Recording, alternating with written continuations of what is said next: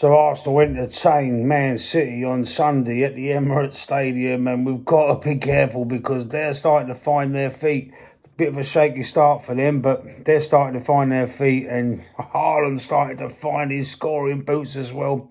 We've got to be careful. Now, we've been talking about having the squad depth, to help us win everything this season, but I think we still have to be careful about who we rotate. I'm all for rotating the squad, but we've got Man City and we're at home.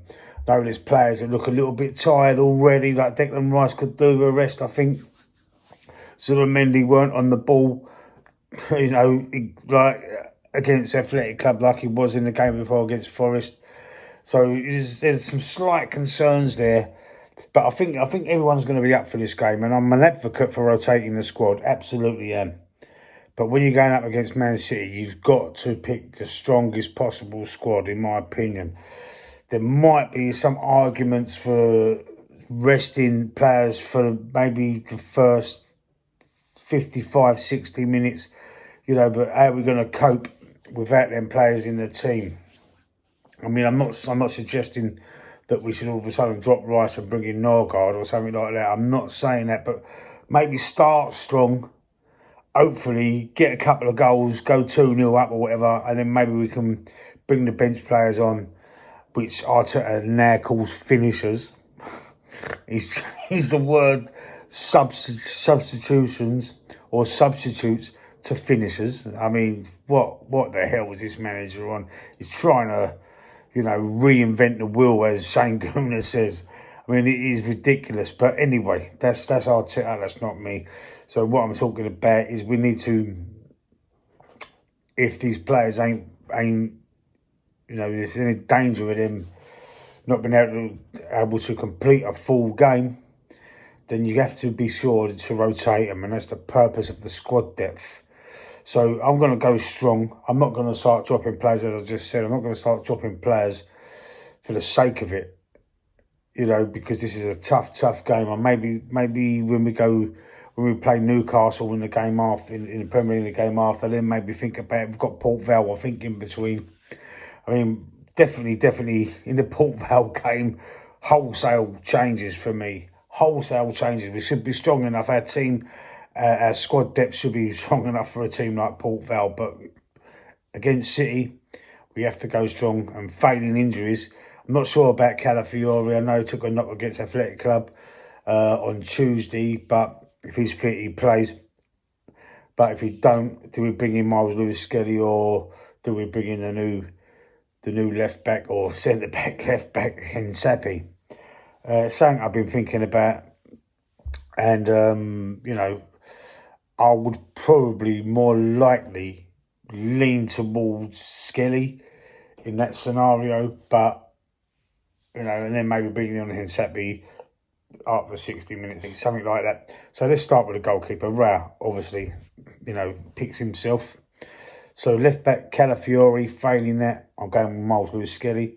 Scored against Man City last season. Don't forget we smashed them at the Emirates 5-1 last season, and I'm pretty confident that we should be able to cope. But you can never tell with Arteta. You can never tell what he's going to do. You can never tell if he's going to try and go all out, get one goal, and then lock up and sit in and try and hold on to a 1-0 lead. He does that very often as well.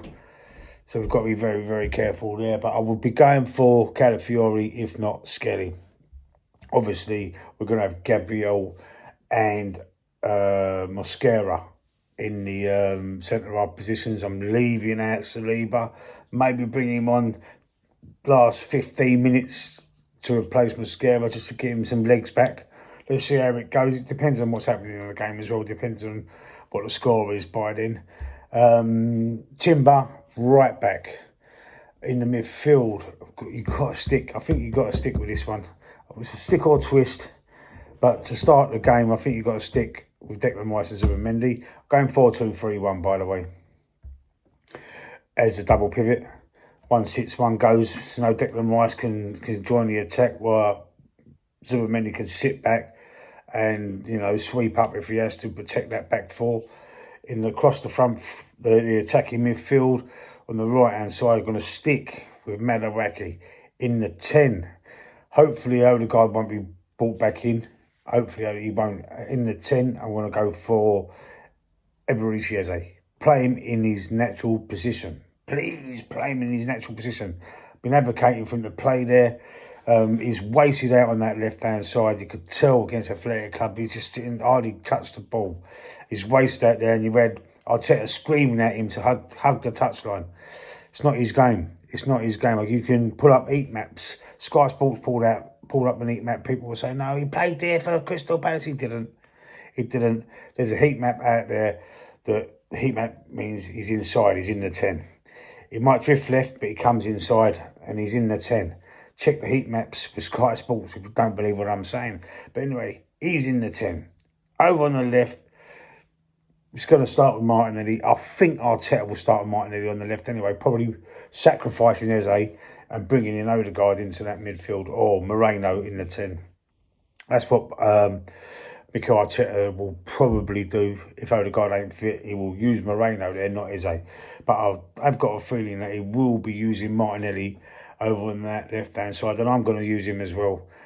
I know he come on as an impact sub, super sub, whatever you want to call him, finisher, as Arteta calls him. But for me, Martinelli, for that goal and the way he took it, the second touch, the lucky bounce on the head, well, he sort of miscontrolled it with his head, but then the control of his right foot to get him away from the defender was class. He does show moments of class. We've been on his back for a while now. He ain't been up to scratch the last couple of years. This might be a wake-up call for him. And, he did come on and he did make an instant impact after about 20 seconds against Athletic Club. So that's what I would do. And obviously, sticking with Gyökeres up front, he needs to get some confidence, I know.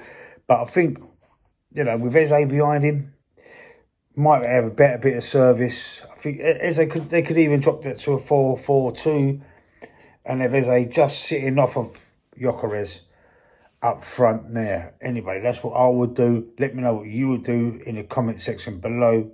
Stick a like on the video. Likes gets the content out there. It helps the channel grow and share. And if you like the channel, the best thing you can do is stick a like on the video. Anyway, I'll see you soon. Live streaming tonight on my channel, The Red Report. And also, I'm going over to Shane Gooner's channel. Everyone is very popular YouTuber, but I'll be on his channel, The Bruised Banana, I think it's called. I'll be on there straight after my show. So, listen, see you later. All the best, and I'll see you soon.